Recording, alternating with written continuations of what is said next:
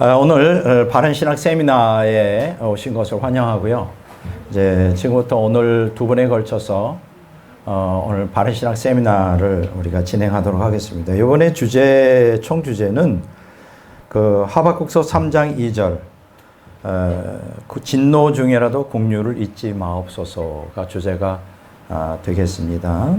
하박국서 3장 2절이 주제인데 초크가 어디 있죠? 예.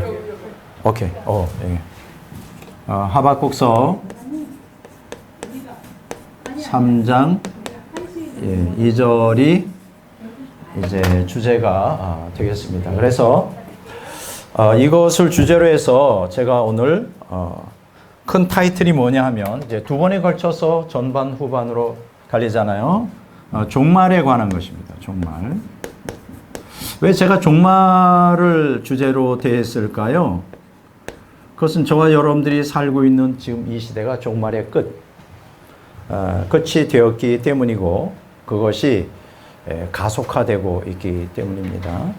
그리고 첫째 시간에는 이 종말에 있어서 두 가지를 다루게 될 겁니다. 첫째 시간에 뭐를 다루냐면 교회와 관련되어서 다루겠습니다. 교회. 그 다음에 두 번째 시간에서는 국가를 다루겠습니다. 대한민국이죠. 왜냐하면 교회와 국가에 대한 하나님의 주권적 섭리가 있기 때문이다. 이렇게 말할 수 있습니다.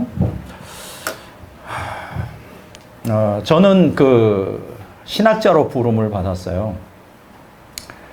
원래 그 신학대학 갈 때도 하나님의 소명을 따라 갔고 진리의 파수꾼이 되라고 하는 소명을 따라갔습니다. 그래서 보통 우리가 신학을 하면 두 가지 길이 있어요. 하나는 목회, 아니면 교수가 되는 거.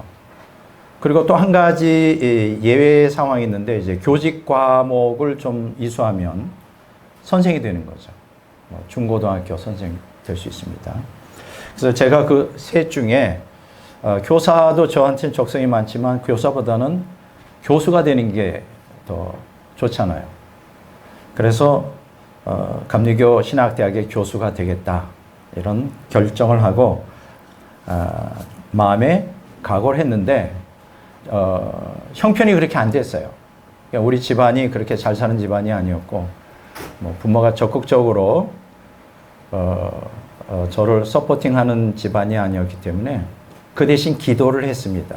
하나님, 저 미국 유학 가게 해 주십시오. 저는 돈도 없고 백도 없고 아무것도 없으니까 그렇게 10년을 기도했어요.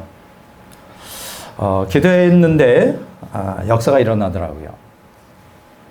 제가 임마누엘 교회라고 지금도 임마누엘 교회로 되어 있을 거예요. 그 김국도 목사. 그 형제들이 다 유명하죠. 김선도는 광림교회, 김홍도는 금난교회. 이제 김국도가 이제 임마누엘 교회고 이제 그 밑에 또 동생이 있는데 그 김건도는 제가 미국 가서 만났어요. 지나가는 예화지만 제가 미국 유학 갔는데 이분이 영어를 전혀 못하고 신학교를 다녔는데 레포트를 써달라고 나한테 한 주가 멀다 하고 제가 있는 곳에 와서 그렇게 몇 번 여러 번 레포트를 써준 이게 다 영어로 하니까 그런 추억을 갖고 있습니다. 그래서 저는 하나님께서 이렇게 찬란한 그 길을 열어주실 줄 알았어요. 그래서 미국 가서 이제 박사학위 받으면 이제 감리교 신학대학 교수가 되리라. 왜냐하면 김국도 목사가 약속을 했거든요. 자기 교회에서 장학금을 줄 것이고 박사학위 받고 오면 내가 어떻게든지 백 목사를 감신대 교수로 만들어주겠다. 워낙 빽이 좋았으니까. 그런데 하나님의 계획은 저하고 달랐습니다. 미국에서 유학 가서 10년 동안 정말 죽을 고생 많이 했어요. 결정적으로 하나님이 원래 제가 환상의 은사나 이런 게 별로 없는 사람인데 어느 날 환상 중에 나타납니다. 이게 어떤 광경이 펼쳐지냐면 제 주변에 있는 목사든 저와 친근하게 지냈던 분들이 제 주변에 있는데 그들 뒤에서 예수님 뭐라 그러냐면 저 백목사 도와주지 마라고. 절대 도와주면 안 돼. 그게 환상이 열리더라고요. 저는 부모 백도 없고 아무것도 없는 사람이 정말 미국 가서 공부해 보겠다고 진리의 파수꾼 되겠다고 불러주셨으니까 그렇게 했는데 거기다가 환상 가운데 좋은 환상이 아니라 나의 길을 막는 환상이 열리니까 미치겠더라고요. 그 환상대로 미국에서의 10년의 유학생활은 비극이었고 슬픔이었고 좌절이었습니다. 그래서 오죽했으면 나 목사 안 한다 때려쳐. 그래서 제가 영어 원서 3,000권이 있었는데 다 처분하고 이제 평신도로 가려고 그랬어요. 너무 어려우니까 환경이. 뭐 이거 자세한 내용을 제가 여기서 얘기하려는 게 아니라 그래가지고 세월은 흘러가잖아요. 미국에 30대 초반에 갔는데 10년 했었으니까 40대 초반에 아무런 결실을 맺지 못하고 이제 귀국했습니다. 그때가 1995년도예요. 그때 한참 뭐 전쟁이 일어난다. 85년도에 미국 갔으니까. 그때는 벌써 40이 넘어갔고 내 친구들은 이미 유학 안 간 친구들은 이미 이제 서울 감신이 희소성이 있어서 큰 교회 담임 목사가 다 들어갔고 아니면 내 동기들은 몇 명은 다 교수가 돼서 나만 아무것도 해놓은 게 없는 거예요. 다시 시작해야 되는 거예요. 정말 절망이었습니다. 그래서 정말 너무너무 절망적인데 그래서 제가 할 수 있는 게 아무것도 없었어요. 그래서 할 수 있는 게 그냥 집에서 뭐 배운 게 도덕질이라고 글 쓰는 거를 시작했어요. 군소신학교에서 교수로. 그래서 거기서 책을 만들려고 그러더라고요. 그래서 그때부터 이제 글을 쓰기 시작했습니다. 저는 몰랐어요. 신학자라고 하는 게 존재하는 걸 몰랐어요. 그냥 교수가 신학자고 신학자가 교수지. 뭔 신학자요. 근데 교수하고 신학자는 다르다는 걸 알게 됐습니다. 그러니까 저를 나중에 알게 됐어요. 저를 신학자로 불러주셨다는 사실을 나중에 알게 됩니다. 이제 그 후부터 40 초중반부터 글을 쓰기 시작해서 지금까지 10년간 두문불출하고 글을 썼고 목숨 걸고 10년간의 연구원 사역해서 목회자를 통하여 또 제 사상을 다시 수정 보완했고 이제 지금은 이제 마무리 단계예요. 이제 출판을 이제 하게 되는데 올해 안에 아마 이북으로 3권이 출판될 거고 내년에 이제 영어로 또 3권이 출판되고 이제 단계별로 80제가 될 때까지 앞으로 10년간 20권의 책을 다 출판하게 될 겁니다. 제가 왜 이 얘기를 하느냐? 처음에는 원망을 참 많이 했어요. 아니 어떻게 이룰 수 있습니까? 어떻게 이룰 수가 있어요? 내 인생을 이렇게 망쳐놓습니까? 나보다 뛰어난 사람들도 안 돼. 다 큰 교회 담임 목사 되고 교수 됐는데 나는 주님 앞에 충성하겠다고 한 사람을 어떻게 이렇게 대할 수 있느냐고 참 원망 많이 했습니다. 그런데 여러분 보세요. 하나님의 계획은 참 놀라운 거예요. 이렇게 지금 이 나이에 이제 40, 50, 60, 70, 30년이 흘러가잖아요. 그러면서 제가 깨닫습니다. 과거를 돌아보고 오늘 저 자신을 돌아볼 때 신학자로 세워주신 것이 너무 감사해요. 제가 3가지 감사가 있습니다. 첫째, 예수님 믿게 되어 거듭난 거 감사하고 2번째, 목사가 된 게 감사하고 3번째, 신학자로 만들어주신 게 감사해요. 이거는 하나님의 절대 주권 속에 있습니다. 제가 똑똑하고 머리가 좋아 신학자가 된 게 아니고요. 신학자는 머리가 좋으면 안 됩니다. 그렇다고 바보같이 되어서도 안 되지만 그냥 평균 머리면 돼요. 저는 평균 머리거든요. 우리 한국 사람의 IQ가 세계에서 가장 좋습니다. 몇인지 알아요? 106이에요. 평균이. 평균이 106이라고요. 그래서 저는 그거보다 조금 모자린 것 같아요. 한 100 정도 되는 거로 알고 있어요. 자, 그런데 어쨌든 신학자는 머리가 좋으면 안 되고 그럼 신학자에게 머리가 좋은 것보다 더 중요한 게 뭐냐? 2가지가 필요해요. 하나님에 대한 불타는 사랑, 진리에 대한 열정적 갈망. 이 2가지 있으면 됩니다. 그리고 평균 머리 가지면 그 다음에 부족한 건 뭘로 채워주실까? 하나님의 신적 지식과 신적 지혜로 채워주세요. 이게 중요해요. 이게 중요해요. 2000년 기독교 역사를 제가 다 알잖아요. 동방신학, 서방신학, 막 고대 신학부터 중세, 현대까지 다 신학자니까 다 어차피 공부를 하게 되는데 그 신학자들, 우리 그 기독교를 지배하는 그 신학자들 특징이 있어요.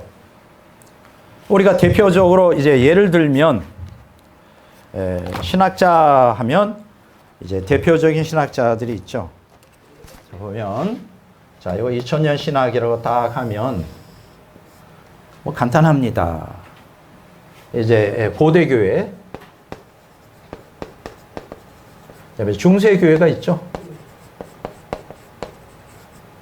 그 다음에 이제 중세교회가 있고, 그 다음에 중세를 뛰어넘는 종교개혁 시대 이제 근세교회, 뭐 근대교회로 넘어갑니다. 그게 오늘날이 현대교회인데, 이 각 시대마다 대표하는 신학자들이 있었죠. 그렇죠? 고대교회는 누가 대표일까요? 그건 뭐 그때 당시에는 신학이 이제 형성되기 시작하니까 아우구스티누스, 서방 신학의 티누스라고 하는 신학자가 최고의 신학자예요. 왜 최고의 신학자냐? 이 사람이 알제리 사람입니다. 서양 사람 아니에요, 여러분. 흑인이에요. 알제리 아시죠? 아프리카 북부에. 거기도 로마 제국이었기 때문에 알제리, 그래서 흔히 알제리, 뭐 히포의 어거스틴 하는데 알제리 사람이에요. 근데 이 사람이 왜 신학자냐?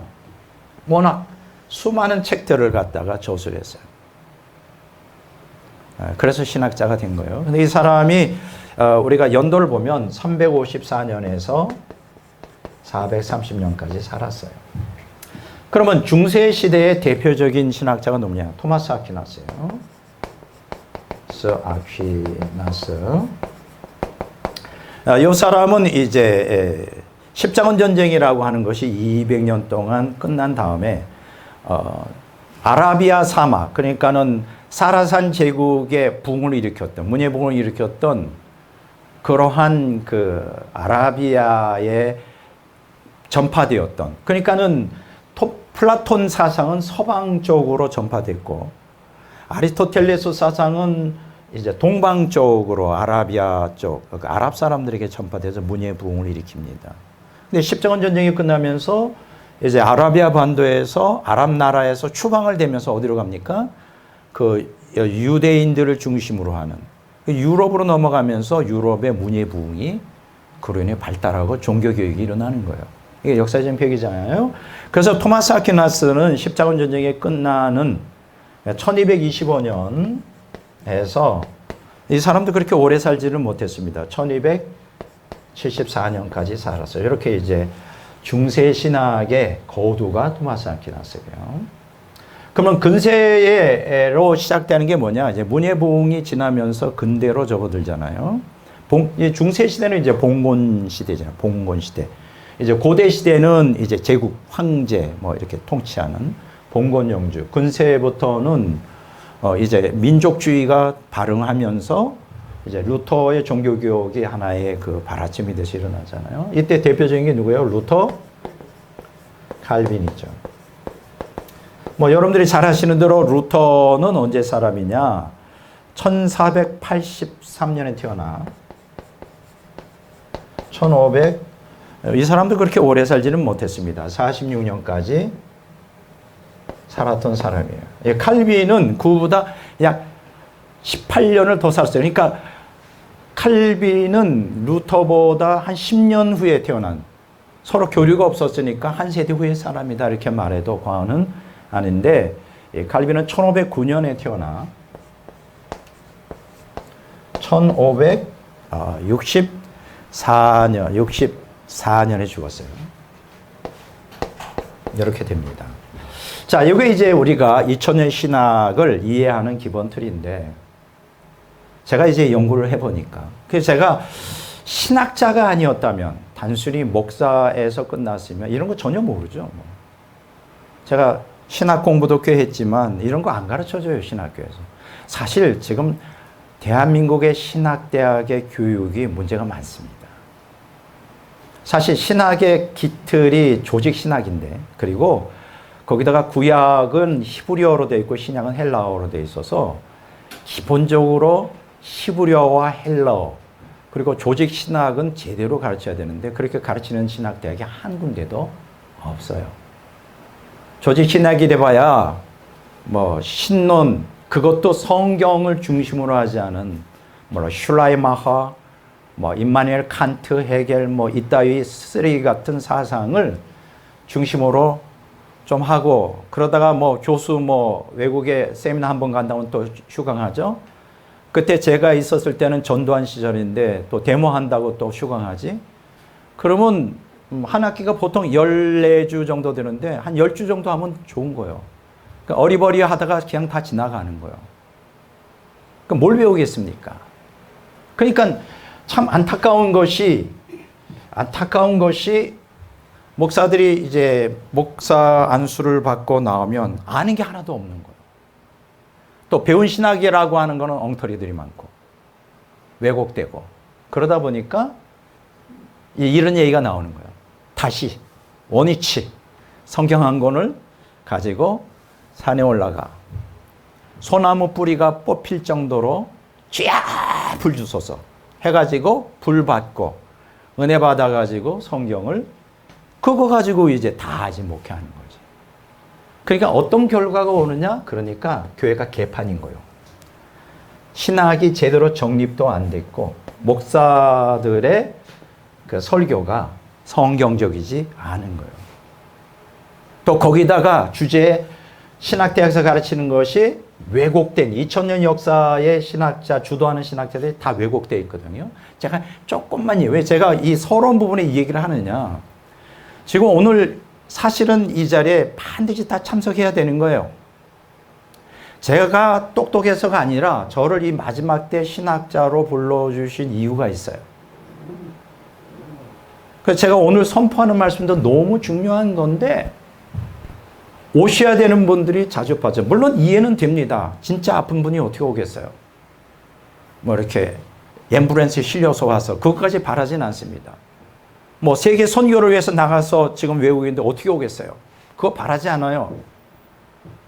피치 못할 사정 때문에, 물론 우리 교단에 목회자가 몇 명 되지 않지만 피치 못할 사정 때문에 못 오는 건 언더스탠딩, 이해가 된다고요. 저희들 계신 분이 어떻게 오겠어요? 이거 비싼 거. 거리상으로. 그런데 그 외에 안 오시는 분들은 다 문제가 있는 거예요. 제가 오늘 좀 까겠습니다. 왜냐하면 제 음성이 아니에요. 하나님께서 안타까워하시는 거예요. 지금 어떤 상황인지 여러분들, 종말이에요 지금. 종말의 상황이 지금 뭔지 오늘 설명하겠습니다. 전반부와 후반부를 거쳐서. 종말이라고 하는 거는 그 어느 시대보다도 종말의 특성이 뭔지 알아요? 종말에 있어서 가장 두려워할 게 미혹이에요. 미혹. 뭐 2000년 역사 속에 미혹은 많았지만 지금은 미혹의 끝판왕이에요. 미혹이라는 게 뭐예요? 미혹이 성령께서 하시는 거예요? 마귀가 하는 거지. 왜 종말에 미혹이 강할까요? 종말이 그 누구보다도 마귀 사탄은 알아요. 자기 때가 얼마 안 남은 거 알고. 그러면 마귀의 목적이 뭡니까? 한 명이라도 더. 뭐 불신자들은 그거는 신경도 안 써. 지 거니까. 100% 지옥회니까. 그러면 마귀의 관심이 어디 있을까? 거듭난 기독교인. 이것들 하나라도 미혹해서 타락시켜서 지옥으로 끌고 가는 게 지금 사탄이 하는 짓이에요. 그러니까 쉽게 얘기하면 미혹은 불신자나, 지금 통계 보니까, 얼마 전 통계 보니까 기독교인 중에 교회 나가는 사람 중에 40%가 명목적 기독교인이래요. 명목적. 이게 무슨 얘기예요? 기독교인이 아니라는 거예요. 그냥 교회만 다녀. 아무 생각 없이. 이런 사람들은 여기다가 이제 가나안 교인까지 합하면 50%가 넘어요. 오늘날 개신교인 중에 50% 이상이 명목 그냥 다니는 거예요. 이 사람들은 마귀가 살짝 한번 건드리면 끝장이에요. 그냥 후두두두두두. 이런 사람들은 관심도 없어 사실. 거듭나지도 않았고 명목적이라 사실은 마귀의 관심거리도 아니에요. 마귀가 미혹하는 대상이 누구냐? 거듭난 사람. 또 하나 있어요. 제가 얘기하겠지만 오늘 첫 시간의 주제는 뭐냐면 거듭났지만 옛사람이 주도하는 사람. 굉장히 위험한 상태에 있는 거예요. 제가 오늘 첫 시간에 강조하고 싶은 거는 옛사람이 주도하는 거예요. 이 사람들이 지금 얼마나 위험한 상태에 있는지 아세요? 이런 사람들 마귀 밥이에요. 옛사람 조금 이따 제가 설명합니다. 조심하셔야 돼요. 근데 제가 슬픈 것은 제가 이쪽 분야의 전문가잖아요. 이쪽 분야에 제가 교수 활동을 수십 년 했고 연구를 수십 년 했고 앞으로도 죽을 때까지 할 텐데 이쪽 분야에 제가 잘 알죠. 이론적으로도 잘 알고요. 제가 얘기했잖아요. 이천년 신학 다 알고 있다고. 이론적으로 다 알고 성경에 기록된 거를 간파하고 있고 하나님이 신적 지혜를 주셔서 세 번째는 제가 체험하고 있잖아요. 이거 중요해요. 상당수 신학자들이 체험이 없어. 머리로만. 그거 아무 소용없어요. 체험을 하고 있거든요. 제가. 이 마귀의 계획이 뭔지를 정확하게 알고 있거든요. 정신 차려야 돼요. 그러니까 이 자리에 와 있어야 된다고. 천국 가고 싶으면. 그렇다고 저가 아니면 천국 못 가. 이런 교주가 아니라고요. 제가 오늘 정확하게 진리를 간파하면 생각해 보세요. 이 자리에 안 참석하면 누구의 미혹을 당하겠네? 마귀의 미혹을 당하지. 그러면 천국보다 지옥이 더 가깝지. 이렇게 중요한 시간을 왜 안 참석할까? 간단해요. 가치관의 차이예요. 내가 무엇을 중요시 여긴다면 사람 누구나 다 그래요. 그거는 각자가 판단하고 결정할 문제예요. 여러분들이 왜 이 자리에 앉아 있어요? 이 자리가 중요하기 때문에 온 거 아니에요? 여러분 시간이 있어서? 시간이 남아 돌아서 할 일이 없어서? 아니죠. 이 자리가 너무 중요한 거예요. 어디에서 이런 강의를 듣겠냐고. 나는 나 자신을 자랑하는 게 아니라니까. 나는 아무것도 아니에요. 나는 그냥 도구일 뿐이에요. 근데 안 들어. 첫째, 옛사람이 강한 사람의 특징이 뭐예요? 안 들어. 거부. 두 번째, 안 듣는 것뿐만 아니라 자리에 앉아 있는데 마음은 떠나 있어. 딴 데 관심이 있어. 그러니까 진리가 깨달아지질 않아.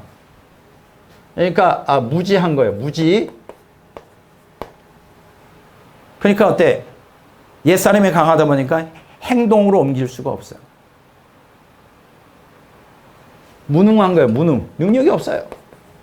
그럼 어떻게 될까? 옛사람이 강한 사람은 질질질질 끌려다니다가 그러면 하나님은 이런 사람들을 어떻게 처리할까? 두드러 패워 계속. 물질로 패고 병으로 패고 환경으로 어렵게 하고 특히 이제 인생의 마지막 몇 년을 두고 강하게 다루십니다. 근데 오해는 하지 마세요. 옛사람이 강한 사람만 다루지는 않으셔. 완전 많이 성숙됐지만 조금 더. 그래서 사람이 가장 성화되기 좋은 때가 언제인지 알아요? 내 마지막 인생 5년이에요. 질병으로 치시고 왜 하나님 나를 이렇게 힘들게 하세요? 그거 아니에요. 건강하고 돈 좀 있고 활동했으면 말을 안 들어 우리가. 패야 돼. 그런데 여기서 중요한 것은 패도 못 깨달아.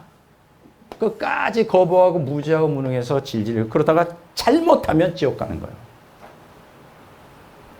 잘하면 천국 가고. 이게 성경에 다 기록되어 있고 이게 지금 제가 얘기하는 게 사실이에요. 응? 자, 이렇게 지금 아우구스티누스, 토마스 아퀴나스, 루터, 칼빈인데 이 루터는 수도사죠. 이 사람은 어거스틴파의 수도사예요. 그러니까 아우구스티누스의 사상을 그대로 물려받았겠지. 루터, 칼빈은 기독교 강요에 보면 거기서 고백하는 대로 자기의 5대 교리, 튤립 교리라는 그 모든 교리, 자기의 핵심 신학은 다 아우구스티누스에서 베낀 거다. 정리한 거다. 이렇게 고백하고 있어요. 여러분, 우리가 몰라서 그렇지, 우리는 뭐 루터 종교개혁자, 칼빈 종교개혁자 위대하게 보이죠? 아니에요. 이 사람들은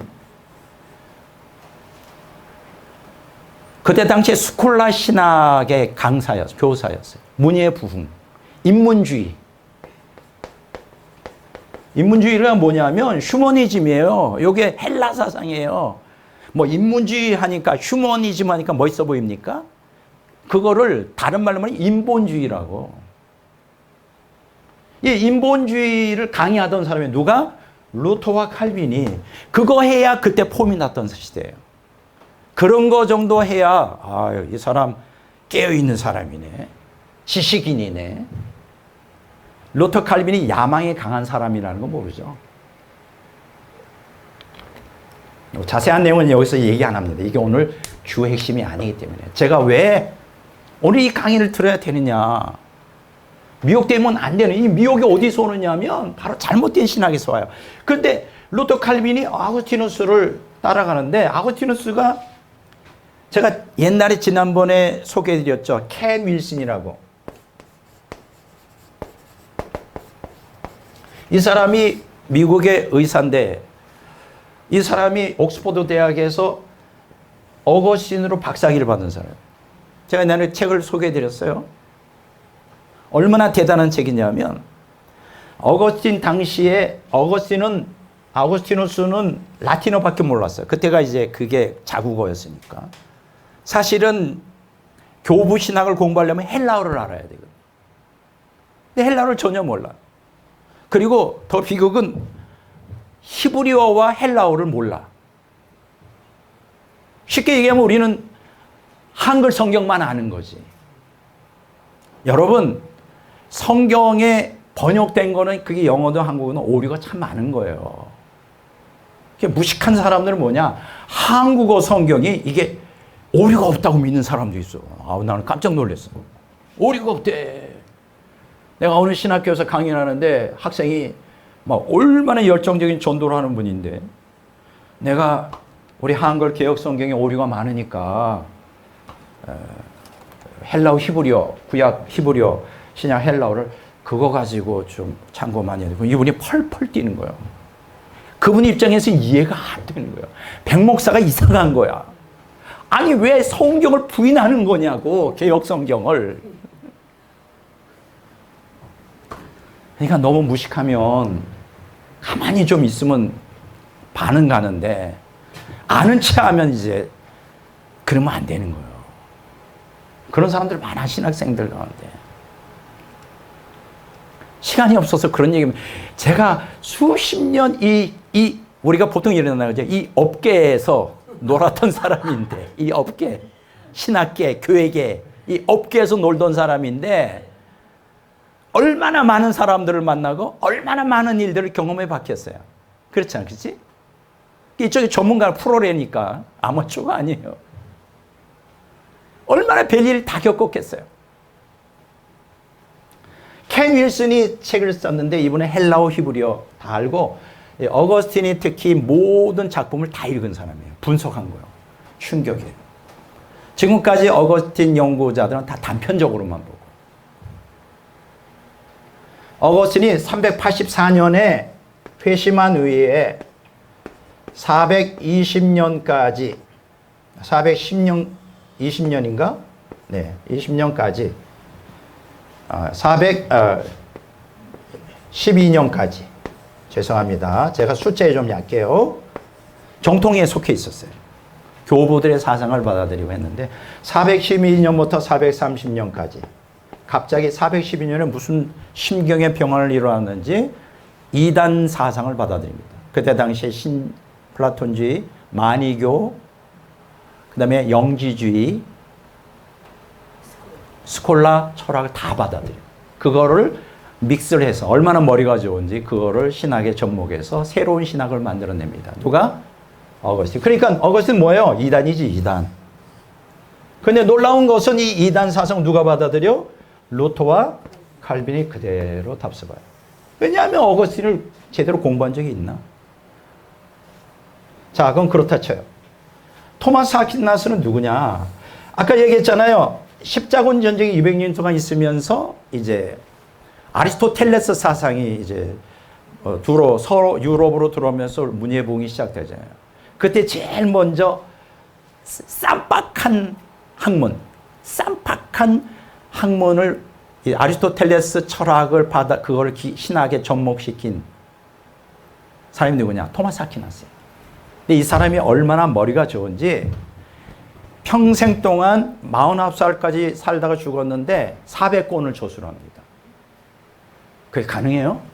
400권. 천재요, 천재. 그래서 사람들이 묻습니다. 어떻게 400권, 이게 말도 안 돼. 40권도 많은데. 49살에 죽을 정도면. 방법을 쓴 거예요. 얼마나 머리가 좋은지 세 사람의 필사자를 딱 앉혀놔. 그리고 그냥 구술하는 거야. 써. 가능하지? 줄줄줄줄줄줄줄줄줄. 그렇게 400권. 그 중에 가장 대표적인 게 신학대전이라는 거예요. 그게 로마 카톨릭의 정통 신학으로 자리 잡습니다. 그러니까 이렇게 보시면 돼요. 개신교 신학은 철저히 루터와 칼빈 신학에 근거하는데 그 근원은 아우구스티누스 사상이고, 로마 카톨릭은 토마스 아퀴나스가 정통 신학으로 받아들이는데 그 토마스 아퀴나스 사상 밑에는 아우구스티누스의 사상도 있는 거. 그러니까 아우구스티누스가 더 서방 신학, 즉 로마 카톨릭과 개신교에 다 근거가 두고 있는데, 특히 토마스 아퀴나스는 아리스토텔레스 사상을 가지고 신학대전이라는 어마한 작품을 쓰죠. 그런데요, 문제가 심각해.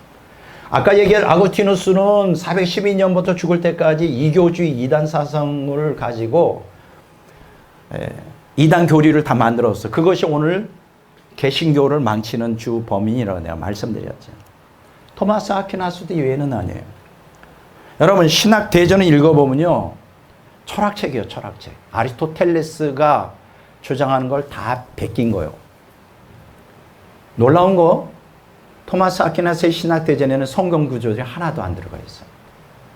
철학적으로 신의 존재를 증명하고, 철학적으로 그 철학 사상을 신학 사상으로 받아들인 거예요. 그래서 이 두 사람이 얼마나 심각하게 이교주의인지, 아우구스티누스가 430년에 죽잖아요. 그리고 1517년 종교개혁할 때까지 몇 년 지나요? 거의 1000년 이상 동안 아우구스티누스가 이단이다 정통이다, 이게 1000년 동안 논쟁이 끊이지 않습니다. 지금은야 대부분 개신교에서 아우구스티누스를 정통으로 받아들이는, 그때 이단이라고 하는 게 주요했어요. 이해가 되세요? 1000년 동안 아우구스티누스는 이거 이단이야, 이단이라는 논쟁이 엄청났다고요. 그래서 카톨릭은 아우구스티누스 사상을 100% 받아들이지 않습니다. 반만 받아들이고 반은 이제 토마스 아퀴나스가 만들어 놓은, 그러니까 지금 카톨릭은 아우구스티누스와 토마스 아퀴나스의 합작품이라고 보면 돼요. 근데요, 제가 충격받은 건 토마스 아퀴나스의 신학대전도 이것으로 이단 논쟁에 빠져서 이단 정죄받았어요. 어디에서? 카톨릭에서. 이단 정죄받았다고. 우여곡절 속에 지금 카톨릭에서 정통으로 받아들이지만, 이 아우구스티누스, 토마스 아퀴나스의 사상이 나왔을 때 이단 정죄를 받았다고. 그만큼 문제가 심각한. 근데 그것이 기독교의 주축을 이루어 오늘날까지. 사실 정통 개신교에서 루터 칼빈이 이단으로 말하는 사람이 있습니까? 교부 신학을 전공한 사람들은 알아. 칼빈 루터가 이단이라는 거. 근데 말은 못해. 잘리니까. 루터 칼빈이 이단적이에요. 이렇게 말하면 또 저 공격할 사람이 있을지 모르지만, 저는 지금 역사적 팩트를 얘기하는 거예요. 이단적이라고. 이단은 아니지만 이단적이라고. 그러면 지금 이렇게 심각한, 제가 연구해 보니까 이렇게 2000년 신학에 다 지금 문제가 심각해. 이런 이단적인, 이교적인 사상의 근거에 성경을 해석하면 제대로 성경이 해석이 되겠냐고. 안 되죠.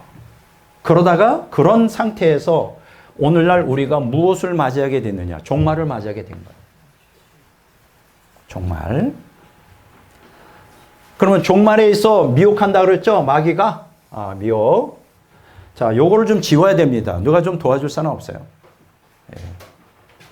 오늘 오셔야 될 분이 안 오셨어. 다른 분들이 좀 여기까지만 지워주세요. 요건 놔두고. 예.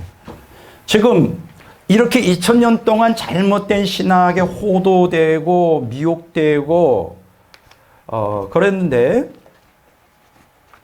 지금 문제가 심각한 게 뭐냐 하면 이런 상황에서 종말이 된 거예요. 종말이. 자, 조금 아까 제가 뭐라 그랬죠? 종말에서 특징이 뭐라 그랬죠? 미혹이라 그랬죠. 자, 미혹. 그러면 마귀가 두 가지 측면에서 미혹을 합니다. 종말에. 하나는 신학 사상으로 미혹을 해요. 그래서 여러분 지금 유튜브를 너무 사람들이 좋아하는데 조심하셔야 돼요. 제가 이쪽에 전문가잖아요. 분별하잖아요. 유튜브에 99%가 다 잘못된 사상을 가르치고 있어요. 그리고 올바른 1%도 완전하지가 않아. 99%가 이상한 거 자꾸만 가르쳐요. 이상한 거 배우면 어떻게 될까요? 성경 말씀에서 자꾸만 떨어져 나가지. 그래서 이 신학 사상이 바른 신학 사상이어야 돼요. 제가 바른 신학의 연구 원장이잖아요. 왜 얘가 바른 신학이라고 그랬을까? 신학이 잘못되면 아무리 진리인 성경을 제대로 해석하는 게 불가능하기 때문에. 바른 신학도. 그래서 디모데후서 2장에 뭐라 그랬어요? 너희는 말씀을 옳게 분별하라 그랬잖아요. 그러니까 여러분 어떤 사람이 이런 얘기를 해. 성경은 진리이기 때문에 이건 신학이 아니다. 이거 무식한 거예요. 옛날에 돌아가셨지만 김기동 목사라고 이단 시비할 때 자기가 가르치는 거는 성경이지 신학이 아니라는 거예요. 무식한 거예요. 왜 그게 신학이 아니에요? 신학이라는 거는 성경 진리를 해석한 게 신학이요. 성경 자체는 진리지만 이게 일단 사람의 손으로 지나가서 해석이 되면 그게 신학이요. 문제는 그 신학이 바른 신학이냐 마귀 신학이냐가 문제지. 그게 김기동 목사가 그런 얘기 하더라고요.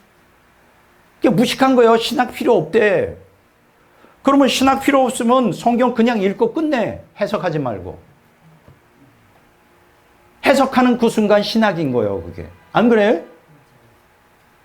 A, B라는 사람이 있는데 A, B, C가 있는데 각각 서로 달라. 그런데 똑같은 성경을 보자고 해석하는데 똑같이 나와요? 다 다르잖아. 왜 다를까? 성경 말씀이 다른 게 아니라 해석이 다르니까 다른 거 아니에요. 그게 신학이요. 왜 신학 논쟁을 하게? 그러면 A, B, C가 주장하는 것 중에 어떤 게 옳은가? 정통을 만들어 놔야 될 거 아니에요. 그래서 신학 논쟁이 있는 거예요. 논쟁이 없으면 안 되는 거예요. 인간은 부족하기 때문에. 예수님도 논쟁했다고. 예수님이 2000년 전에 유대교 신학이라는 게 있는데 그게 장로들의 유전이라고 하는 건데 마태복음 15장에. 그게 놀무 토라를 잘못 해석한 거예요. 하나님의 의도하고는 달리.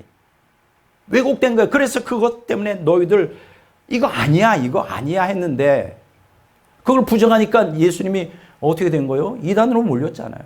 예수님 왜 죽으셨는지 알아요? 유대교 정통 신학을 부인했기 때문에 죽은 거예요. 안 그래? 안식일 날 병자 고치고. 그렇잖아요. 안식일 날 병자 고치면 어때? 죽은 자 살리면 어때? 근데 지네들이 신학을 그렇게 만들어 놓은 거예요. 예수님이 신학 때문에 죽은 거로. 잘못된 신학 때문에. 그래서 신학이 필요한 거예요. 지금 미혹을 뭐로 하느냐? 신학 사상. 그래서 오늘과 제가 항상 제가 하는 게 바른 신학을 가르치려고 해요. 신학 틀로. 두 번째 뭐냐? 또 한 가지 종말에 미혹하는 게 있어요. 신학 사상만이 아니라 종말에 미혹하는 게 포스트 모던 사상이에요.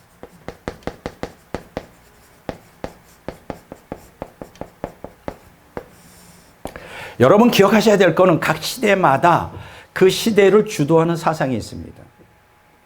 고대가 다르고 근대가 다르고 현대가 다르고 현대 후기가 달라요.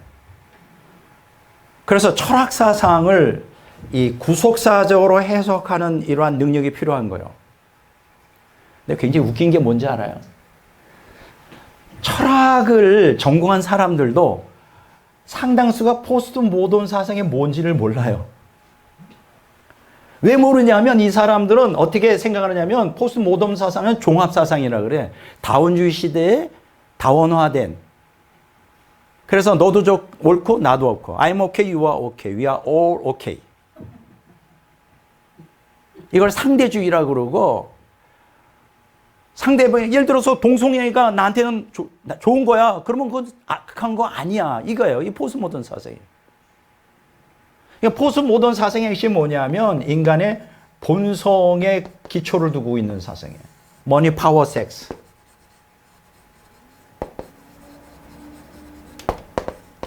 우리가 성경에서 어떻게 봤어요? 돈 자체가 잘못된 건 아니고 파워도 필요하지, 정치가 필요하지, 섹스도 없으면 인종이 멸종되지. 다 필요한 거예요. 그런데 이것이 전부가 되면 안 된다고 경고를 하잖아요. 그 위에 하나님이 계셔야 되는데 포스트 모던 사상 뭐냐? 하나님 필요 없어. 또 인간 이성 필요 없어. 양심 필요 없어. 인간의 본성이 인간의 본질이야. 이렇게 가르치는 거예요. 포스트 모던 사상의 핵심은 그러면 돈이 절대적인 신이 될 수 있고 파워, 섹스가 절대적인 거예요. 욕망, 인간의 욕망이 쉽게 그런 게 결론이 뭐야? 머니, 파워, 섹스 이게 뭐예요? 인간 본성. 그 머니, 파워, 섹스를 따라가면 뭐로 전락할까요? 짐승이 되는 거죠. 짐승. 포스트 모던 사상을 한마디로 말하면 짐승처럼 살다가 자멸하라. 그래서 포스트 모던 사상을 우리가 뭐라 그러냐? 자멸주의라고 그래요. 아주 고상한 이걸 갖다가 우리는 디컨스트럭셔니즘, 해체주의라고 해요.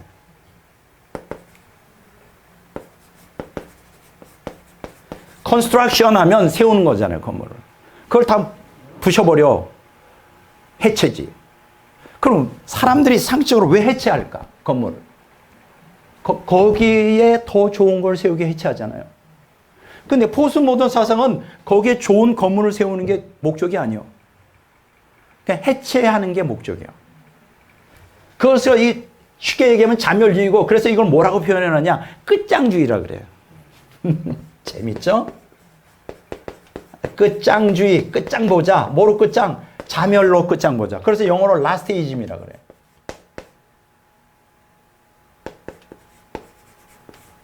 이게 포스트 모던 사상의 핵심이에요. 본성대로 살다가 자멸하라. 근데 문제는 뭐냐? 오늘 기독교인들이 잘못된 신학사상, 그러면 신학사상이 잘못된 이유가 뭘까? 인간의 욕망에 맞추다 보니까 잘못되는 거예요. 왜 왜곡이 되죠, 신학이? 정말 성령이 진리의 성령인데 진리의 성령을 따라간다면 하나님께서, 성령께서 이 성경을 제대로 해석할 수 있도록 신학을 정립해 주지 않겠어요? 그렇잖아요, 상식적으로. 성령이 이 책의 저자이고 이 책을 바로 해석할 수 있도록 정말 우리가 진리를 사랑한다면, 진리를 순종하여 하나님의 뜻대로 살려고 한다면 어떻게 신학이 잘못될 수가 있느냐고. 근데 왜 신학, 아까 아우구스티누스부터 토마스 아퀴나스, 루터 칼빈이 왜 잘못됐다 그러죠? 뭐가 틈탄 거예요? 탐욕이 틈탄 거죠. 영적 탐욕. 내가 머리가 좋으니까 내가 한번 아무도 주장하지 않은 사상을 펼쳐버리라. 마귀의 사상이에요. 마귀의 사상. 그래서 이 신학자는 머리가 좋으면 안 된다고 한 얘기가 그거예요. 신학 사상 잘못된 거잖아요. 근데 오늘날 기독교인들이 뭐냐? 미혹을 왜 당하냐? 신학 사상하고 포스트 모던 사상에 물들어 있어요. 이게 심각해요. 그러면 어떻게 될까? 지옥 가는 거죠. 잘못 믿다가 지옥 가는 거예요. 그래서 자, 지금 그 데살로니가 후서 2장에 보면 미혹을 하는데, 종말이 끝이 되면 미혹하는데 배교를 할 것이다. 자, 한번 성경을 좀 찾아봅시다. 자, 데살로니가 후서 2장.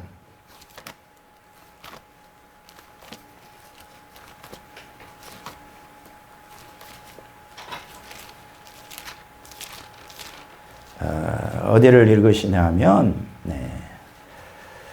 데살로니가후서 2장 3절이에요.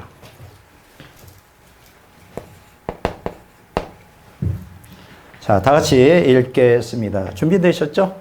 네. 데살로니가후서 2장 3절. 누가 어떻게 하여도 너희가 미혹되지 말라. 먼저 배교하는 일이 있고 저 불법의 사람 곧 멸망의 아들이 나타나기 전에는 그날이 이르지 아니하라니. 자, 여기 보면 중요한 단어 두 개가 나오죠. 미혹이라는 단어와 배교라고 하는 단어가 나와요. 종말에. 자, 적그리스도가 언제 나타날까요? 종말의 끝에 나타나겠죠. 그렇죠? 7년 대환란. 그러면 종말에 마귀가 뭐 한다? 미혹하죠. 그러면 미혹을 해서 결국 마귀가 어떻게 하신다? 거짓된 신학 사상과 포스트 모던 사상의 기독교인들 물들게 해서 배교시킨다. 이거죠. 그렇죠? 배교. 그 얘기예요. 여기서 배라고 하는 건 여러분 한문에 제가 한문 제대로 하는지 모르겠네. 이게 배교죠. 배반하게 한다. 여기서 교는 뭐예요? 신앙이지. 하나님에 대한 참된 신앙에서 돌이켜 배반하게 한다. 이게 배교예요. 뭐 교회를 떠난다 한다. 그건 두 번째 문제예요. 교회를 다녀도 하나님에 대한 참된 신앙에서 돌이키면 그건 배교예요. 그럼 뭐가 그걸 하나님에 대한 참된 성경적 신앙에서 돌이키게 한다? 잘못된 신앙 사상. 내가 잘못된 신앙 사상은 어디서 나온다고 그랬어요? 인간의 탐욕. 그걸 왜곡시키는 거예요. 그리고 그 잘못된 신학 사상 탐욕에 따라 그거를 갖다 용납하게 만드는 게 포스트 모던 사상이에요. 세상 사람들 다 그렇게 따라가는데 뭐 머니, 파워, 섹스 이게 뭐가 잘못된 거예요? 이렇게 되는 거예요. 그래서 배교하는 거예요. 근데 이 배교하고 연결되는 사상이 또 하나 있어요. 이제 데살로니가후서 2장 3절은 배교라고 번역했지만 개역 성경에는 뭐냐? 배도로 되어 있어요. 배도.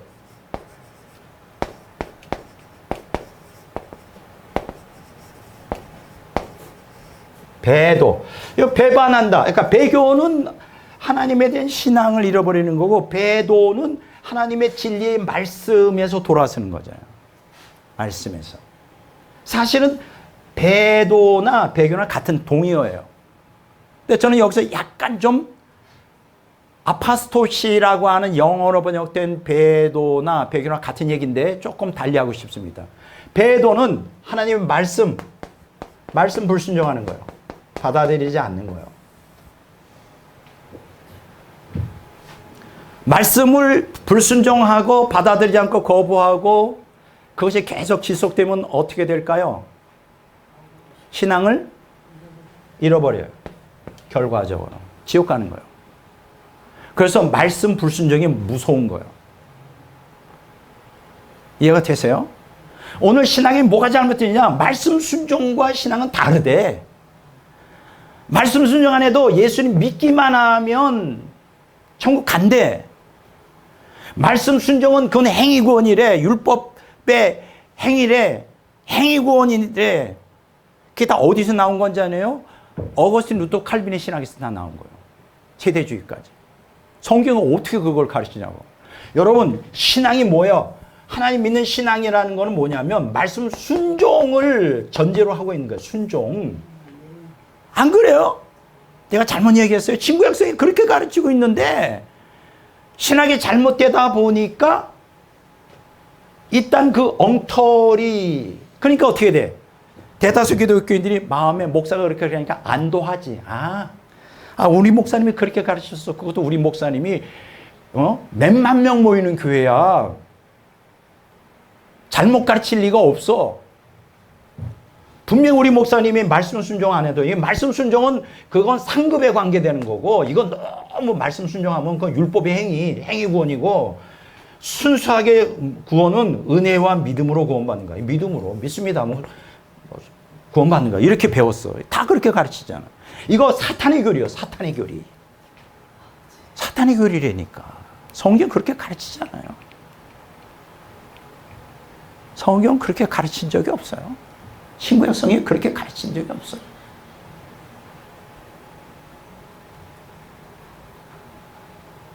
그러니까 지금 대다수 기독교인들이 어떻게 멸망해 가고 있어요. 제가 가슴이 너무 아픈 게 뭐냐면 이렇게 오랜 세월 동안 신앙생활하고 신학자로 연구하고 내가 경험하고 한 결과 가슴 아픈 게 뭐냐면 대다수 기독교인들이 지옥 가고 있다는 거예요. 명목적 기독교는 당연히 지옥 가고, 이 사람들은 구원받은 사람이 아니에요. 거듭나지 못한 사람들이 오늘 교회 안에 90%를 차지하겠어요. 이것도 많이 봐줘서 그런 거예요. 근데 10%가 거듭났는데 10% 거듭난 기독교인인데 이들도 대다수가 다 지옥 갈 거예요. 이렇게 말하면 또 백 목사 이단으로 몰겠지. 성경이 다 나오는 얘기예요. 제가 오늘 첫 시간에 경고하는 거는 명목적 기독교인이 아니에요. 거듭나지 않은 사람 아니에요. 그건 어쩔 수가 없어. 거듭난 그 한 가지 체험 가지고 나는 그러면서도 말씀에 불순종하고 욕망대로 살면서, 옛사람 욕망대로 살면서 천국 갈 수 있다고 확신하고 있는 확신범. 확신범? 그게 바로 배도지. 말씀 순종 안 하니까. 그는 결국 계속 배도가 쌓이고 하나님이 경고하고 두드러 패는 말 안 듣죠? 배교가 되는 거예요. 그래서 지옥 가는 거예요. 이게 지금 굉장히 심각하다니까, 지금. 제가 오랜 세월 동안 신앙생활하면서 참 제가요, 큰 충격받은 게 뭐냐 하면, 이제 신학교도 세우고 수십 년간 교수로 가르치고 하고, 제가 어떤 생각을 갖고 있었냐면 진리를 바로 전하면 사람들이 변화될 거라고 확신하고 있었어요. 100%. 문제는 사람이 성화 안 되는 것, 옛사람이 파쇄 안 되는 건 진리를 모르기 때문이라고 생각을 했어요. 수십 년간. 근데 그래서 제가 바른신학 연구원이라고 목사들 한 50명까지 주야간반에서 가르쳐 본 적도 있고 10년간 신학교도 오랜 세월 동안 가르쳐 봤는데 목숨을 걸고 그게 아니라는 걸 알게 됐어요. 난 그거를 깨닫고 너무 충격받아가지고 기절할 뻔했어. 사실 나는 진리를 깨닫고 하나님의 신적 지혜를 주셔서 2000년 신학의 모든 잘못된 걸 다 정리해서 바르게 또 그거를 우리 믿음의 선진들이 경험했고 저도 경험하고 있고 검증 또 해보고 그래서 이 진리만 바르게 가르치면 사람이 옛사람이 무너지고 새사람이 되고 성화가 될 거, 변화가 있을 거라고 했는데 아니에요. 아니라는 걸 알게 됐어요. 그때 받은 충격은 말로 표현할 수 없어요. 그래서 제가 그때 몇 년 되지 않아요. 그때 내가 결심한 거는 한 사람을 변화시키기 위해서 내 인생을 다 걸면 안 되겠구나. 물론 거기에 대해서 우리 이쪽에 계신 그 저하고 같이 사는 목사님이 걔가 뭔 말이에요. 한 영혼이 천하인간보다 귀한데 맞는 얘기예요. 그 한 명을 변화시키기 위하여 내 수십 년 인생을 투자하고 싶지가 않다고. 내가 그렇게 허접한 인간이냐고. 그 한 명을 구원하러 날 불렀겠냐고. 난 그렇게 생각하지 않거든요. 진리의 파수꾼을 세운 거는 모든 남은 자들이 다수는 아니지만 세상에 퍼져 있어요. 그 사람들을 건지라고 신학자로 세워줬잖아. 그러면 제가 할 수 있는 거는 뭐냐면 20권의 책을 완성하고 그걸 이제 우리 이완 교수님이 지금 번역하고 있고 우리 이완 교수님께 좀 감사를 드려야 되겠어요. 2권 번역 끝났잖아요. 성령론, 삼일체론, 기독론. 이번에 신론 끝났어. 500쪽이요. 이거 나보고 하려면 물론 나도 할 수는 있어요. 영어로. 근데 그것만 하면 다른 거는 언제 쓸 거예요? 이 한글로 끝나면 한국 사람밖에 못 읽잖아. 전 세계인이 읽어야 되니. 마지막 때가 다가오고 있네. 그래서 감사를 표해요. 근데 사례비 드린 건 하나도 없어. 내가 돈이 없었어. 그러나 약속은 했어요. 앞으로 이게 책이 잘 팔리면 우리 인택 목사님까지 합해서 3등분 하자. 내가 더 가져가지도 않아. 나 딱 3분의 1씩. 공평. 불만 없겠죠? 감사해요. 내가 하라고 그래서 했으면 힘들겠지. 백 목사 씩씩거리면서 이 힘든 걸 왜 나버리냐. 아무 얘기도 한 적이 없어. 자발적으로 감동이 돼서 난 그게 감사한 거지. 내가 알아요. 뭘 누구한테 시켜서 절대 본인이 직접 1대1로 하나님께 받아서 해야 돼요. 제발 부탁합니다. 제가 어쨌든 알게 된 게 뭐냐. 진리를 선포한다고 변화되는 건 아니다. 제가 이걸 뼈저리게 경험하고 있어요. 제가 유튜브 사역을 하는 건 아니지만 뜨잖아요. 그러면 가끔 몇 달에 한 번씩 전화가 와요. 이상한 사람한테. 백 목사님이세요? 네, 맞습니다. 진리가 너무 좋아요. 그러면서 막 관심을 가져. 자주 전화하고. 근데 그 약발이 딱 한 1개월밖에 안 가. 아니, 1개월. 사람이 연애해도 최소한 1년은 연애를 하니, 뭐, 이게 남자가 돼가지고 1개월. 그 다음에 연락 없어. 어떤 사람은 약발이 2개월. 내가 경험한 바로는 최장이 3개월이요. 그리고 끝나. 왜 이 사람들은 나한테 전화해서 그럴까? 들어보지 못한 거거든. 쌈박하거든. 머리를 들으면 프레시해지거든. 근데 거기서 끝나. 근데 내 말씀을 자세히 보면 프레시해지는 거 내가 머리 맑아지라고 한 거 아니거든. 그것을 마음으로 나의 것으로 삶아 하나님께 순종의 행동으로 옮겨 열매에 맺으라고. 그리고 그것도 아니고 격렬하게 옛사람과 투쟁하여 싸워 이기라고. 근데 그거 하려니까 엄두가 안 나는 거죠. 한 달 전에는 이런 일이 있었어. 나한테 전화 온 사람 중에 최고위급이에요. 참. 한 달 전인가요? 네. 한 달 전에 문자가 왔어요. 주일날 저녁에. 그 설교를 봤어. 보고 문자였는데 자기는 미국에 2살 때 이민 가가지고 미국의 어느 대학을 졸업했고 덴마크의 어느 대학을 졸업했고 네덜란드로 가서 어느 대학. 근데 다 뒤져보. 근데 나는 이게 사기꾼인 줄 알았어. 철자법을 가끔 틀리더라고. 약간 약했나? 약을 먹었나? 그럴 수도 있잖아요. 약간 횡설수설 해가지고. 그래서 이것도 뭐야. 기대를 안 했지 사실은. 근데 그래서 그 사람 이름 나는 누구입니다.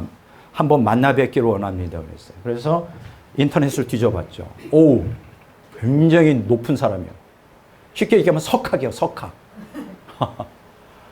미국에서도 유명한 대학을 나왔고 두 군데나 덴마크에서 인류대학을 나왔고 네덜란드에서 박사학위를 받았어. 키르케고로. 유명한 사람 책도 출판했어. 그래 만나재. 내가 흥분했지. 그러면 나를 도와주고 싶대. 이건 뭐야? 왕건이가 잡혔네. 근데 솔직히 90%는 안 믿어. 하도 당해가지고. 10% 그래도 혹시 때가 됐나? 그래가지고 만났어요. 저 종로 3가. 내가 아는 데가 별로 없어. 종로 3가방을. 잘생겼더라고. 나보다 좀 젊고.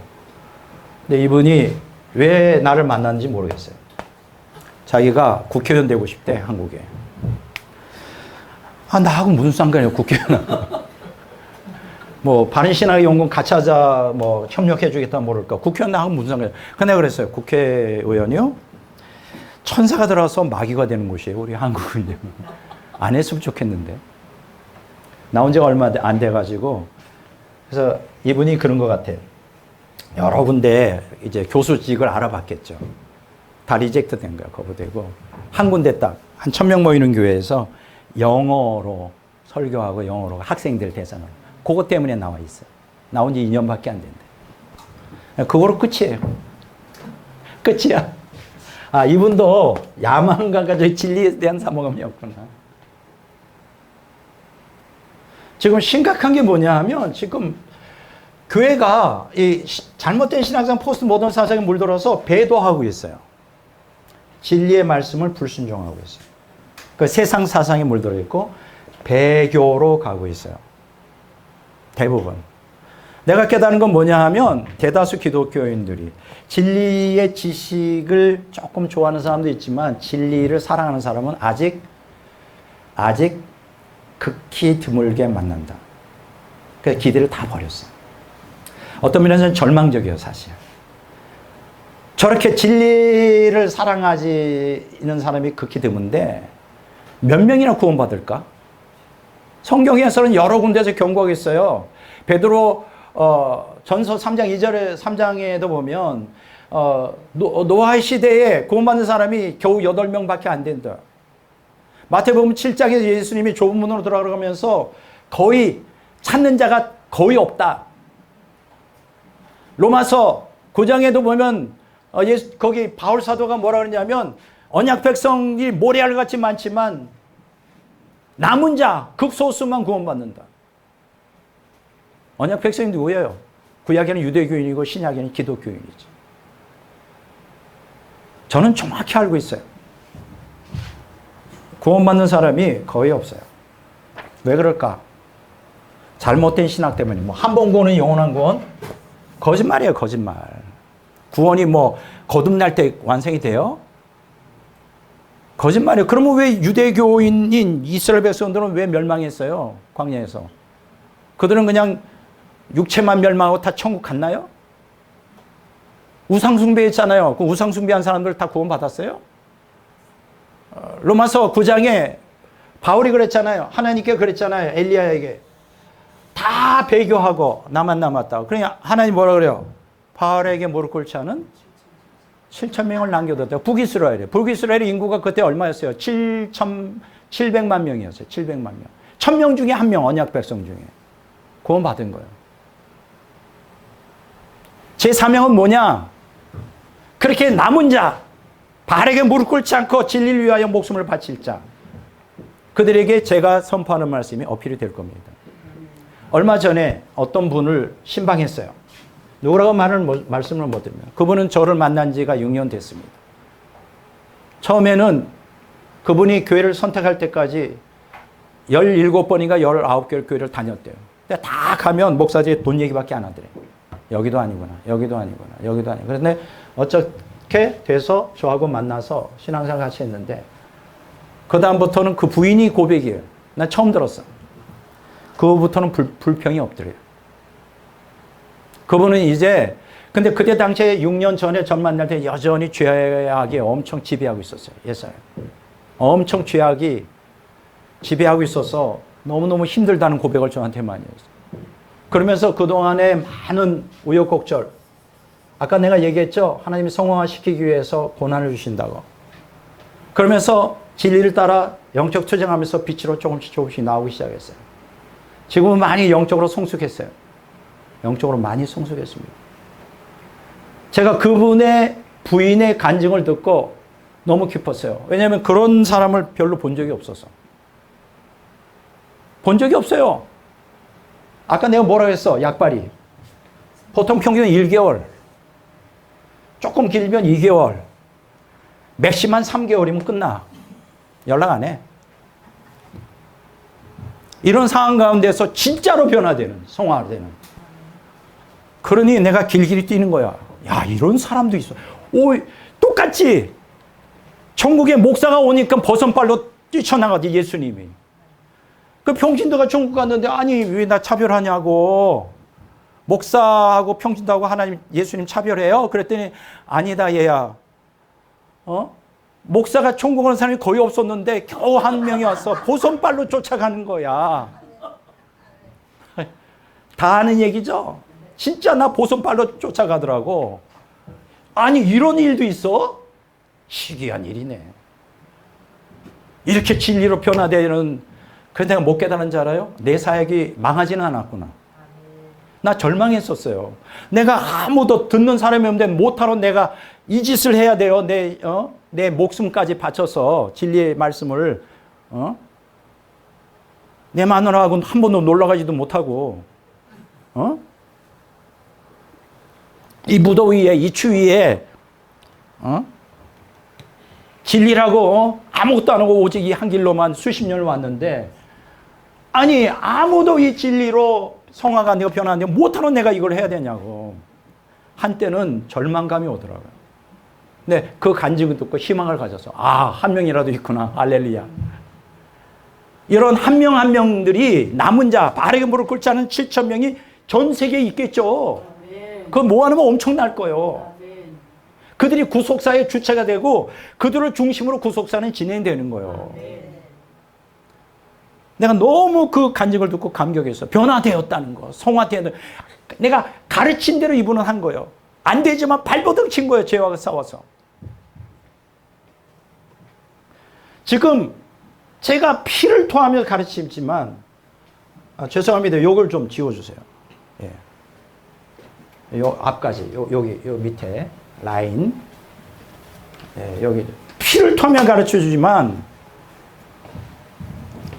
99%는 안 들어요. 그러면 왜 안 들을까? 진리를 선포하는데 성령이 그러면 나를 통해 역사 안 해서 안 들을까? 아니에요.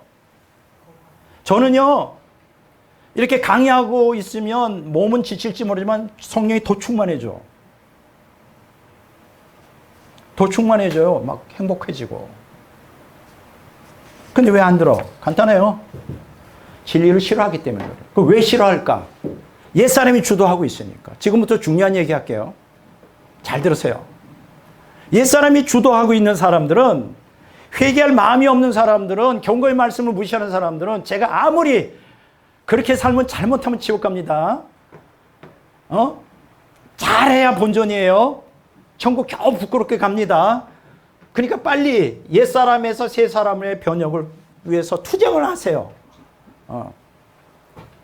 말씀 붙들고 뒹굴고 회개하고 하라고. 회개하지 않으면 진리의 말씀이 머리에서 마음으로 안 내려온다니까요. 죽어라고. 그거는 불 받았다고 되는 게 아니라니까요.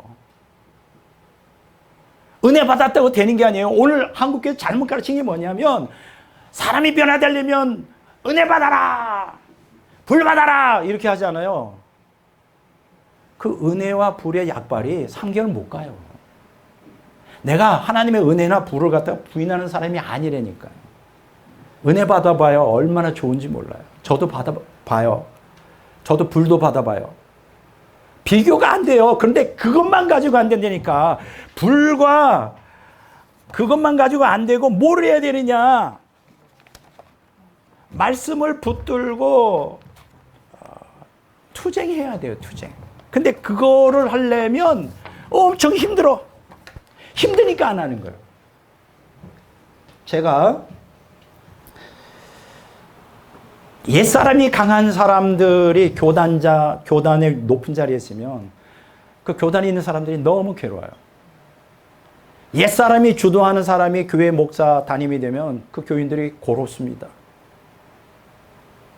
왜냐하면 옛사람이 강하다는 거는 자기 욕망대로 사는 거거든. 자기 욕망이 만족이 되면 막 열심히 해. 자기 욕망에 거슬리면 협조도 안 하고 반역을 저질러. 뻔한 거예요. 그렇잖아요. 자기 욕망을 죽여야 되잖아요. 십자가에. 세 사람의 형태가 있어요. 악에 대해서 선으로 갚는 사람은 천사예요. 우리 그런 얘기 들죠? 악을 악으로 갚는 게 이게 인간이에요. 그렇죠?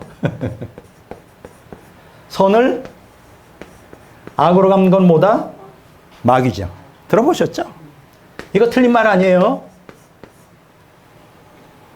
악을 선으로 갚는 게 천사인데 하나님이 우리에게 요구하는 레벨은 두 번째, 세 번째가 아니에요. 이거 뭐냐? 세 사람이에요. 세 사람이 주도하는 사람.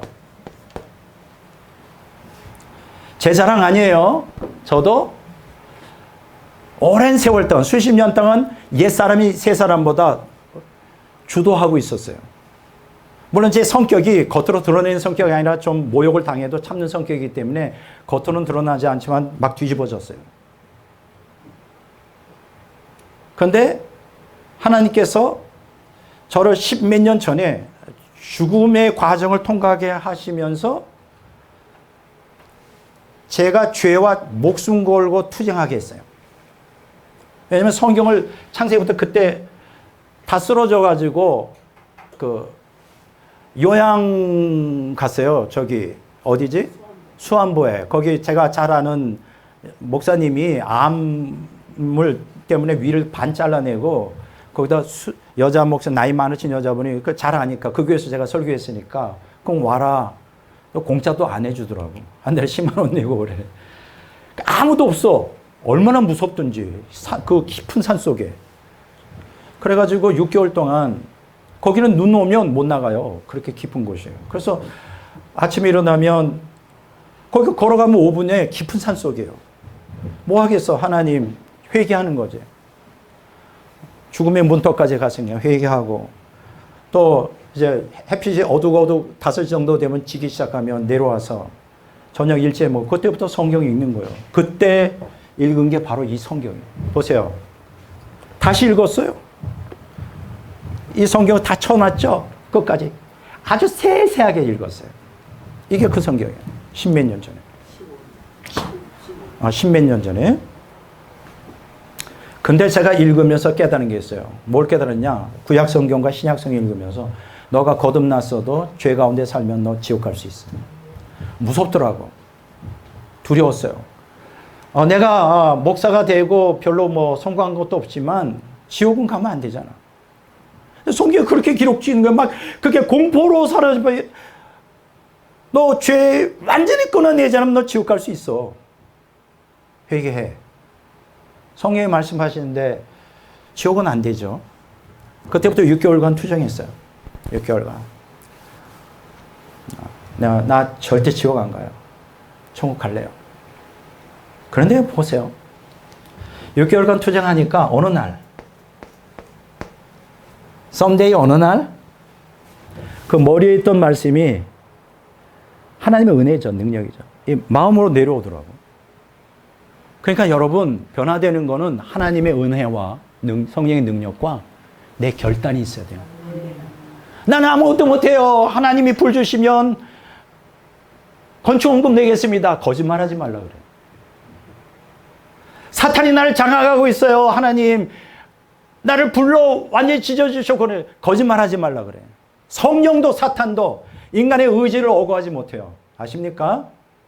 아무리 성령이 불임해도 인간은 의지로 결단 안 하면 그 응답하지 않으면 아무 역사도 일어나지 않아. 변화가. 마귀가 아무리 나를 죽이려고 해도 나는 너 사탄아 물러가라. 나는 싫어. 끝까지 한 거 하면 사탄도 어떻게 못해. 무슨 얘기인지 알겠어요? 인간의 의지가 그만큼 무서운 거예요. 근데 사람들이 다 핑계해. 하나님의 은혜를 안 주셔서 어떤 권사님이 계셔. 제가 모르고 이쪽에 아시는 분이에요. 권사님인데 그렇게 하나님께 그분이 돈이 엄청 많아. 얼마인지는 모르겠어. 100억도 넘을 거야. 어느 외국에 가서 돈을 엄청 벌어가지고 돈이 오는데 입버릇처럼 하는 거예요. 그래서 이분이 뭐라 하냐면 그거 파시면 11조만 해서 교회를 좀 우리 교회 세우면 좋겠다. 오케이 그랬어요. 그럼하고. 그런데 이게 쉽지 않아. 제일 이게 포기하기 어려운 게 돈이요. 알아나. 말은 그렇게 놨는데 뭐라 그러냐면 이런 얘기만 해요. 나는 할 수 없지만 성령께서 나를 사로잡으셔서 명령하시면 하겠습니다. 거짓말하지 마. 성령은 이미 역사하고 있어. 너가 그걸 순종 안 할 뿐이야. 하나님께 핑계대? 결단하는 거예요. 하나님의 뜻이니까. 저 같은 경우는 제가 물질이 뭐 많이 보여요? 부자같이 보여요? 없어요. 아무것도 없어. 하나님이 책임지시는데 보세요. 물질이 없지만 하나님의 뜻이잖아요. 누굴 도와주러 하면 줘요. 나도 알아요. 돈 있으면 맛있는 음식 먹을 수 있고 한 번도 우리 집사람하고 여행 한 번 안 갔는데 한 번 가보고 싶고 나도 알아. 좋은 거 다 알아. 그거보다 그러나 하나님의 뜻이 거기 있다면 헌신하는 거예요. 물질 헌신. 내가 무슨 왜 그럴까? 난 세 사람이 주도하고 있다고. 갈등이 없어. 근데 아직 세 사람이, 옛사람이 좀 있어서 그런지 우리 집사람은 다 주제. 가는 사람 다 주제. 그럼 다 주면 당신이 뭐 아프고 입원하면 그 누가 책임지는데? 정신 차려. 세상에 얼마나 살벌한데 누가 당신 10만 원만 보태주세요 한다고 보태주는 세상인 줄 알아? 그것까지는 난 못해. 그러니까 저 사람은 천사고 나는 인간이지. 그러나 이쪽 아래는 아니요. 이쪽 아래는 아니요. 나는 악을 선으로 갚아. 진짜요. 왜 인간관계가 하다 보면 옛사람이 강한 사람들과 대화하다 보면 내가 선을 행했지만 악으로 돌아오는 경우가 많잖아요. 여러분들 다 겪어봤겠지만 그럴 경우 어떻게 해요? 내가 세 사람이 주도 안 하면 어떻게 할까? 너 그렇게 나와? 너 두고 봐. 갚아주리라. 그런 일이 상당히 많아요. 저희가 뭐 아시는 분도 있겠지만 교단이 이제 문제가 많아가지고 갈라져 나오고 이제 신학교도 갈라져 나왔는데 그 과정 가운데 우여곡절이 많았죠. 근데 어떤 신학교 교수가 같이 했었지만 너무 사상이 이상해. 정말 사입이고 말도 안 되는 주관적인 막 성경을 해석해요. 그래서 이게 놔두면 안 되겠다. 그래서 그때 제가 원장할 때인데 그만두라 그랬어요. 저는요, 정치적인 거, 인간 이해관계 다 양보할 수 있어요. 진리에 관해서는 절대 저는 양보 안 합니다. 전 그런 사람이에요. 그러니까 이 거짓 고유를 한다. 나하고 한번 맞짱 떠야 될 거예요. 너 죽든지 나 죽든지. 제가 미국에서 한국에 나왔을 때 장로교회 개혁 측에 5년간 몸담은 적이 있어요. 거기서 노회장까지 했어요. 근데 회원이 한 20명 정도 되는데 그 노회원 중에 그 다 아는 사이예요. 아는 사이인데 어떤 남자 목사가 이상한 이단에 빠졌어요.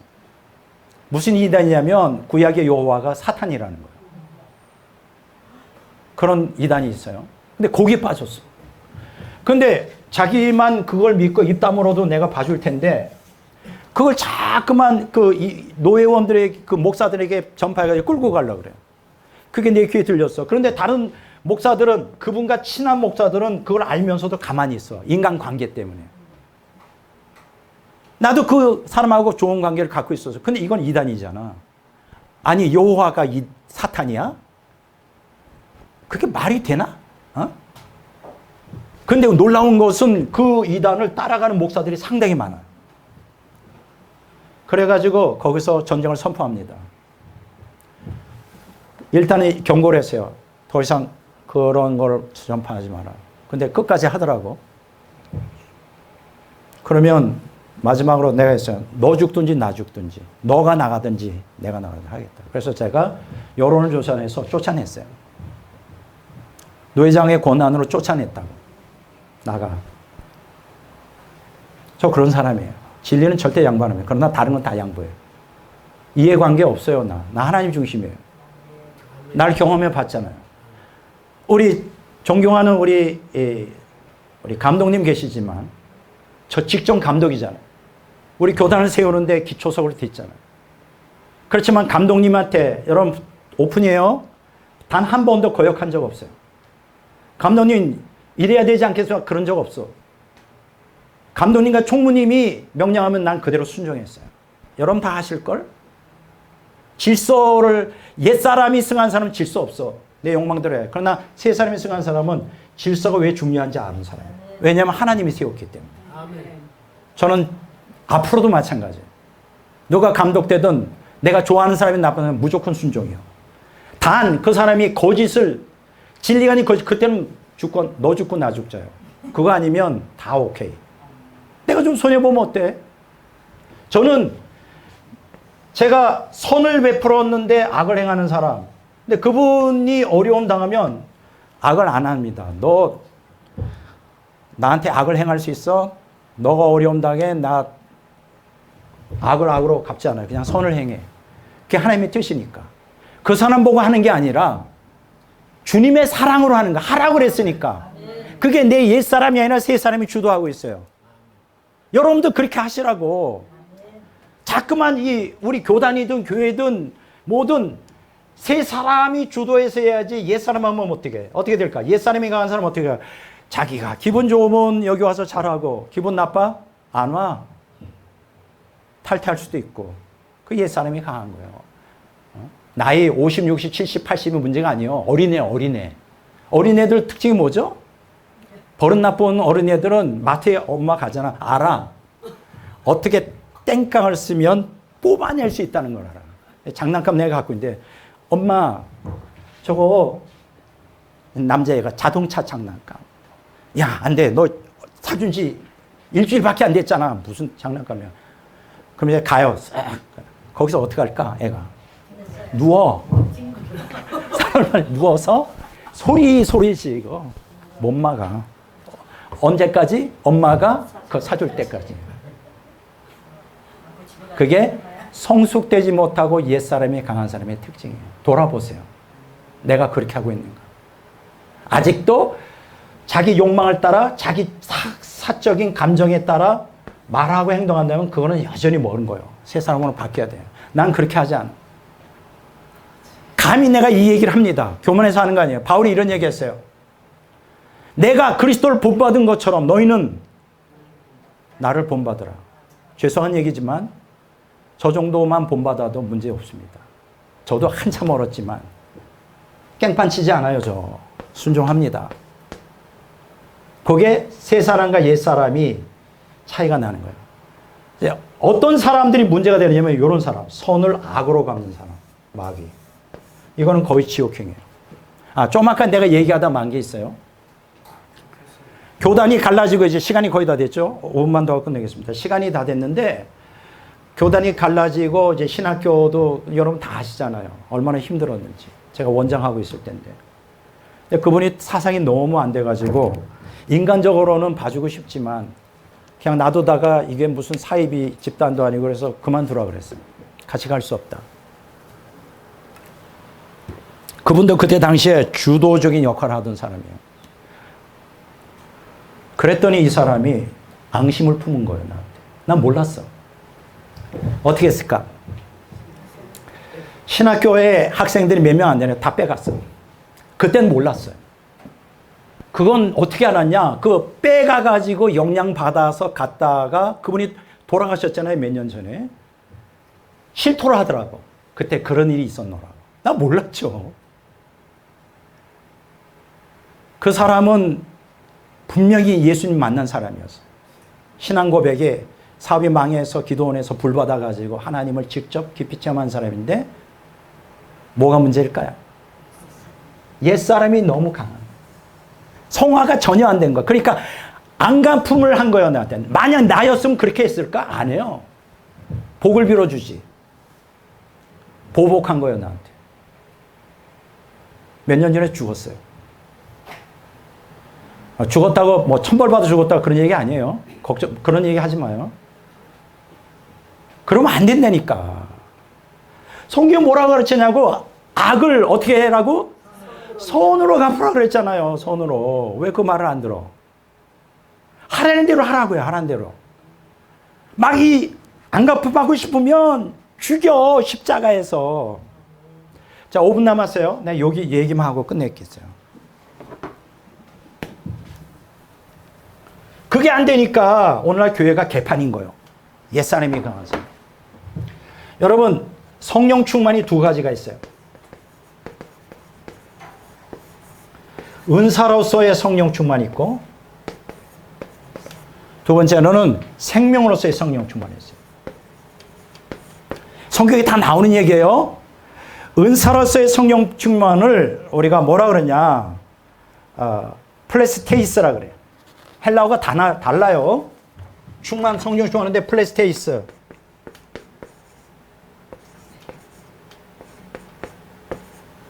플레스테이스라 그래요. 생명으로서의 성령 충만을 우리가 뭐라 그러냐면 플렐레스라 그래요. 이 플레라가는 충만이라는 뜻이에요. 이렇게 돼 있어요. 플레스테이스, 플렐레스. 그러면 여기에 은사로 성령 충만이 왜 필요하냐? 복음 전할 때. 그 사도행전 1장 8절에 성령이 임하시면 너희가 권능을 받고 온 유대와 뭐 사마리아 땅까지 복음을 전하라. 성령 이런 은사로서 충만히 있어야 되죠. 초신자한테도 주어져요. 이건 영적 성숙과는 아무 관계없어. 사역을 위하여 사역. 그러나 생명으로서 성령 충만은 성화예요. 성화. 옛사람을 죽이고 잘 쳐서 복종시킬 때 충만이에요.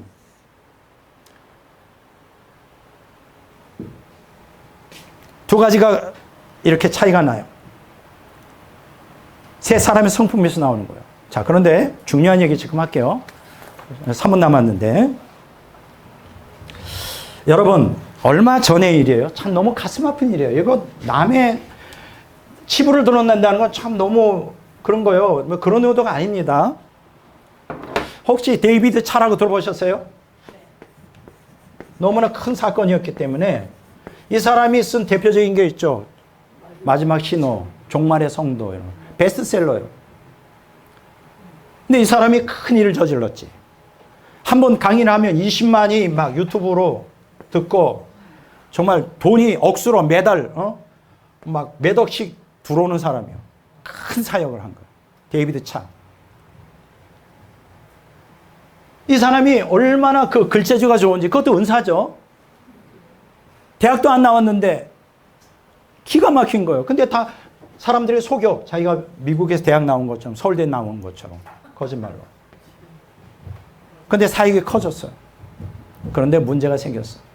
여러분, 돈이 많고 명예가 끼면 어떻게 되죠? 마귀가, 똥파리가 끼는 거예요. 탈북자 중에 어떤 사람이 이 사람을 해서 돈을 뜯어내려고, 몇십억 뜯어내려고 이제 탈북한 여자를 옆에 붙여주고, 이 사람이 바람났어.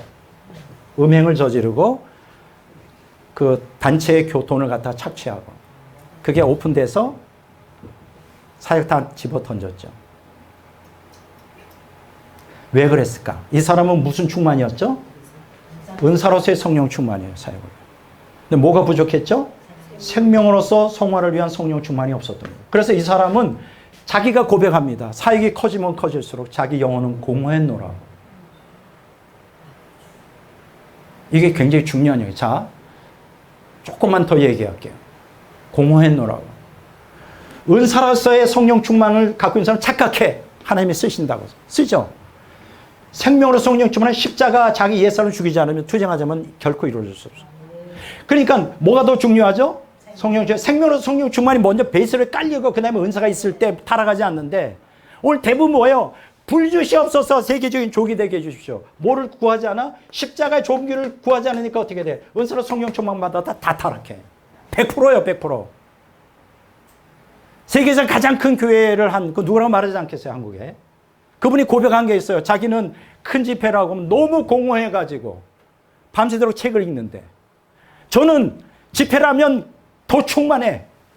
그럼 뭐가 있다는 거예요? 은사로서 사역이 있죠. 제가 말씀 선포하는 은사가 있죠. 근데 뭐가 더 강하다는 거예요? 생명의 성령 충만하니까 공허하지가 않아. 너무 행복하고 충만하고 힘이 나고. 말씀 전하고 나면 제 얼굴 보세요. 빛이 안 나나? 빛이 나나? 아, 빛이. 진짜예요. 은사로 성령 충만인 사람은 하면 할수록 갈증이 나고, 그래서 무슨 일을 저지르냐? 음행을 저지러. 여러분 혹시 이런 사람 알아요? 그